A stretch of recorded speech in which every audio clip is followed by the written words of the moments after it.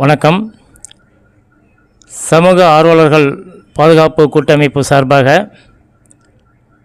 இன்று தீவிரவாதிகளால் படுகொலை செய்யப்பட்ட 26 நம்முடைய சகோதர சகோதரிகளுக்கு நினைவஞ்சலியும் மோட்ச தீபமும் ஏற்றப்பட்டது.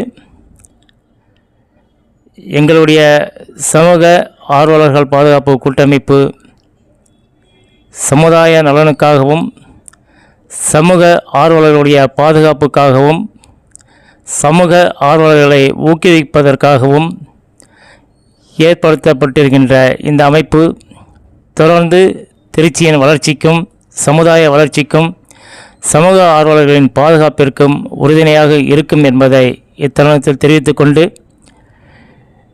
இந்த தீவிரவாத தாக்குதலுக்கு சமூக ஆர்வலர்கள் பாதுகாப்பு கூட்டமைப்பு சார்பாக கண்டனமும் தெரிவித்துக் கொள்கின்றோம். பாதிக்கப்பட்ட குடும்பங்களுக்கு எங்களுடைய ஆழ்ந்த இரங்கலையும் வருத்தத்தையும் தெரிவித்துக்கொண்டு,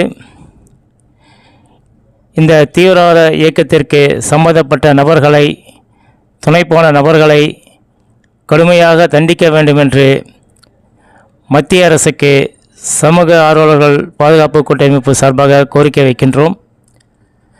எங்களுடைய இந்த கோரிக்கை நிச்சயமாக இந்தியா முழுவதும் உள்ள சமூக ஆர்வலர்களுடைய எண்ணங்களின் பிரதிபலிப்பாக இருக்கும் என்பதை தெரிவித்துக் கொள்கின்றோம். தொடர்ந்து மக்களுடைய பாதுகாப்பும் சமுதாய சேவையும் சமூக ஆர்வலர்களை அதிகப்படுத்த வேண்டும் என்ற ஒரே நோக்கோடு அதனுடைய ஒருங்கிணைப்பாளராக மனிதவடிகள் மோகன் ஆகிய நானும், வள்ளூர் பத்திரிகை ஆசிரியர் மோகன்ராம், ஒயிட் ரோஸ் அறக்கட்டளையுடைய நிறுவனர் சங்கர் மற்றும் லயன் ரங்கராஜ், மகேஸ்வரி அனைவரும் ஒருங்கிணைந்து